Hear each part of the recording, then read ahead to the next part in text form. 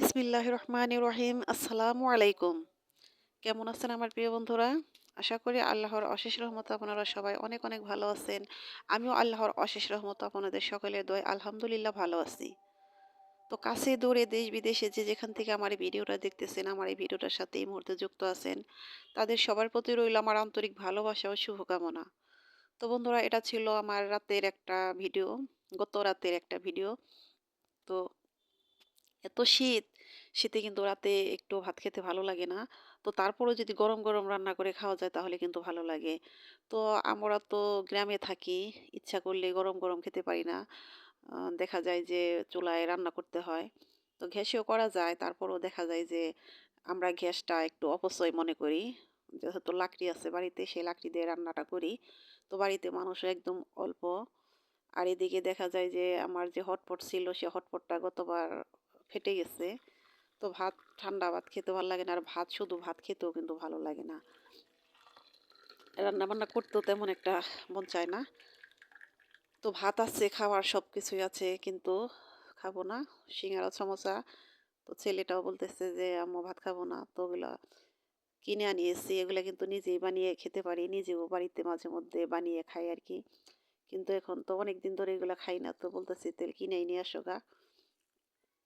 তো এনেছে। তো সিঙ্গারা, সমোসা খেলাম, তার সাথে দুধ জাল দেওয়া ছিল। প্রতিদিন তো দুধ জাল দেওয়া হয়, গরুর দুধ। তো সেই দুধেই কফি খেলাম, বেশ ভালোই লাগলো গরম গরম রাতের বেলায়। তো ওটাই ছিল আমাদের রাতের খাবার। তো এই তো এটা হলো তার পরের দিন সকালবেলা। তো শীতে তো আমার যে ঘরের ভিতরে যে গাছগুলো ছিল সেগুলোর যত্নটাও নিতে মনে হয় যে ভুলে যাইতেছি। কিছুর মধ্যে হাত দিতেছি না। এই গাছগুলো ছিল আমার ঘরের ভিতরে। আপনারা আগে যারা আমার ভিডিও দেখেছেন হয়তো খেয়াল করছেন। তো গাছগুলোর তো যত্ন একদমই নিতেছি না। তারপরও গাছে পানিও দিতেছি না কিছুদিন ধরে। তো আজকে ভাবলাম যে গাছে একটু পানি দেব। তো পানি দিই নাই, এর একটা কারণ আছে। তো আমি যাওয়ার আগে বলে গিয়েছিলাম আমার এক ভাগিনাবু বাড়ির পাশেই। বলেছিলাম যে আমার গাছগুলোতে একটু পানি দিও। ওই এমন পানি দিয়েছে, পানি দিয়ে গাছের একদম মনে করেন যে একবারে বন্যা বানিয়ে ফেলাইছে। তো আমি আসার পর আমি তো খেয়াল করি নাই অতটা। তো দেখলাম যে অনেক পানি। তো পানি দিতে গিয়ে আজকে দেখি যে এখনো পানির মধ্যে গাছগুলো ভাসতেছে। পরে সব পানি বাহিরের এগুলা কাট করে করে ফালিয়ে দিলাম। আর ঘরের ভিতরে যে আছে সেই গাছগুলো আর কি পানি চেঞ্জ করলাম কিছু। তো এগুলো ভালো করে ধুয়ে পরিষ্কার করতে হবে গাছগুলো। একদম উপরে একটা আবরণ পড়ে গেছে। তো শীত না কমলে আর এগুলা করব না। কারণ শীতে এগুলা করলে যদি আবার ঠান্ডা লেগে যায় তারও একটা কারণ। তো আমার এই মানি প্ল্যান্ট গাছ কিন্তু আমার কাছে খুবই ভালো লাগে। আগে অনেক ছিল, সেগুলো আমি কেটে কেটে কত ফেলে দিছি। আর এগুলো কিছু রেখে দিছি। তো এই গাছগুলো দেখতে কিন্তু মাশাআল্লাহ আমার কাছে অনেক ভালো লাগে, সুন্দর লাগে। তো যারা যে আপুরা ফ্ল্যাটে থাকেন দেখি, তারাও অনেক সুন্দর করে এই গাছগুলো যত্ন করেন ঘরের ভিতরে। মাশাআল্লাহ আমার দেখতে কিন্তু খুব ভালো লাগে। ঘরের ভিতরে জীবন্ত গাছ কতই না সুন্দর, তাই না? এই তো দেখুন, এই যে আমার আরেকটা গাছ, লতানো গাছ। এই গাছটাকে কিন্তু আমি ভালোবাসি, যত্ন করি। এটা অনেকেই বাড়ির সরি, ঘরের ভিতরে না বাহিরে রাখে। কিন্তু বাহিরে রাখলে কিন্তু এটা রোদ পেলে কিন্তু গাছটা একদম জ্বলে জ্বলে যায় কেমন যেন। গাছের কালারটাই নষ্ট হয়ে যায়। তো আমি এটা ঘরের ভিতরে রাখি, কিন্তু এটাকে আবার কাটিং করতে হবে। কিছুদিন পর পর এটাকে আমি কাটিং করে দেই। ভালো লাগে। তো যদি আবহাওয়া চেঞ্জ হয়, পরিবর্তন হয়, দেখা যায় গাছগুলো আমি আবার ঘরের ভিতরে নিয়ে যাব। তো আপাতত এগুলো আমি বারান্দার মধ্যে রেখে দিছি। আর এই যে গাছগুলোর মধ্যে বললাম না যে পানি দিয়ে মনে হয় যে একদম বর্ষা বানিয়ে ফেলেছে কিছু কিছু গাছ। আর এই দুই একটা আছে, সেগুলোর মধ্যে একটু পানি দিলাম। আবহাওয়ার কারণে কিন্তু গাছগুলো একদম মরা মরা ভাব, কেমন যেন একদম ঘুমন্ত হয়ে গেছে মানুষের মতো। মানুষও যেমন ঘুমন্ত ঘুমন্ত ভাব হয়ে গেছে এই শীতে।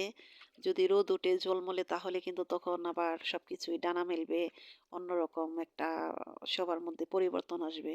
তো এই যে যে কালকে যে বীজগুলো লাগিয়েছিলাম সেগুলোর মধ্যে যে পানি দিয়ে দিতেছি, কারণ এগুলোর মধ্যে একটু একটু পানি না দিলে এই গাছগুলো হবে না, চারা নিবে না, গজাবে না।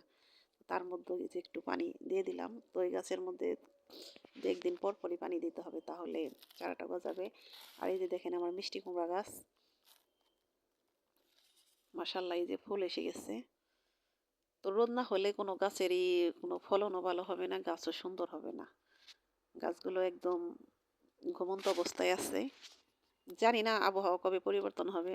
তবে শীত যতই হোক না কেন যদি একটু রোদ ওঠে তাহলে কিন্তু অনেক ভালো লাগতো।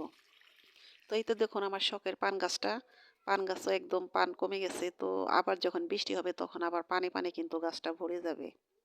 তো বন্ধুরা সকালবেলা টুকিটাকি কাজ করতে, করতে কিন্তু এখন বেলা ১১টা বাজে। তো এখন চলে যাব ছেলেকে নিয়ে একটু ছেলের স্কুলে। তো স্কুলে রেজাল্ট আনতে হবে, ভর্তি করাতে হবে। সে কারণে স্কুলের উদ্দেশ্যে রওনা হলাম। তো স্কুলে চলে এসেছি। তো আমাদের বাড়ি থেকে স্কুল অতটা দূর না। অটোতে আসলে মাত্র ৳১০ লাগে। তো স্কুলে এসে বসে আছি কারণ আমার এক আত্মীয় স্কুলের স্যার হয়। স্যারকে খুঁজে পাইতেছি না ভাইয়াকে। তো ফোন দিলাম বলল যে, "ভাবি আপনি বসেন আমি আসতেছি।" তো তার জন্যই বসে, বসে অপেক্ষা করতেছি। তো স্কুল, স্কুল জীবনটা অনেক মধুর, তাই না? স্কুল, স্কুলে এই তো বারান্দায় বসে আছি আর ভাবতেছি কিছুক্ষণের জন্য মানে একটু মুহূর্তের জন্য হারিয়ে গেলাম সেই ছোট্টবেলা, সেই স্কুল জীবনে। স্কুল জীবন যা স্কুল জীবনটা মনে হয় যে সবচেয়ে আনন্দের, সবচেয়ে সুখের, শান্তিময় একটা জীবন। কোনো চিন্তা ভাবনা নয়, কোনো কিছুই না শুধু পড়ার একটা চিন্তা থাকে আর কিছুই থাকে না। তখন সেটাই অনেক বোঝা মনে হইতো। মনে হইতো যে এটাই না জানি কত কঠিন। কিন্তু তারপরও যে এখন যে কঠিন সময় পার করতেছি, কথায় বলে না যায় দিন ভালো আসে দিন খারাপ। তো কথাটা একদম সত্যি। তো ছেলের রেজাল্ট আনলাম, ছেলেকে স্কুলে ভর্তি করালাম। তো আমার ছেলে এবার ক্লাস 8 থেকে 9 এ উঠলো। তো 8 এ রেজাল্ট অতটা ভালো করতে পারেনি। তো আমার ছেলেটার জন্য আপনারা সবাই দোয়া করবেন। আমি সবার কাছে দোয়া চাইয়ে নিতেছি। তো আগামীতে যেন আরো ভালো রেজাল্ট করতে পারে। তো এই তো এটা ছিল গতকালের ভিডিও। মানে হাটবার ছিল। সে হাটের একটা ভিডিও এই তো আমি করে রেখেছিলাম। তো দেখুন বন্ধুরা এখানে কিন্তু মাত্র ৳৫৩০ বাজার। যে বাজারগুলো দেখতেছেন মাত্র ৳৫৩০। তো দেখে তো আমি অবাক। সাথে মাছও আছে। তারপরেও কিন্তু বাজারও বেশ ভালোই আছে। তো অল্প টাকায় কিন্তু অনেক বাজার করেছে। তো মাশাআল্লাহ শাকসবজির দাম মনে হয় অনেক কমে গেছে। তো বন্ধুরা কথা বলতে, বলতে হয়তো আমি ভিডিওর লাস্ট পর্যায়ে চলে এসেছি। তো আমার ভিডিওটা কেমন লাগলো, আমার কথাগুলো কেমন লাগলো ওসব কমেন্ট করে জানাবেন। আমার কথাতে হয়তো অনেক ভুল আছে, সে ভুলগুলো প্লিজ ক্ষমা সুন্দর দৃষ্টিতে দেখবেন। আপনারা সবাই ভালো থাকেন, সুস্থ থাকেন। আল্লাহ হাফেজ। আসসালামু আলাইকুম।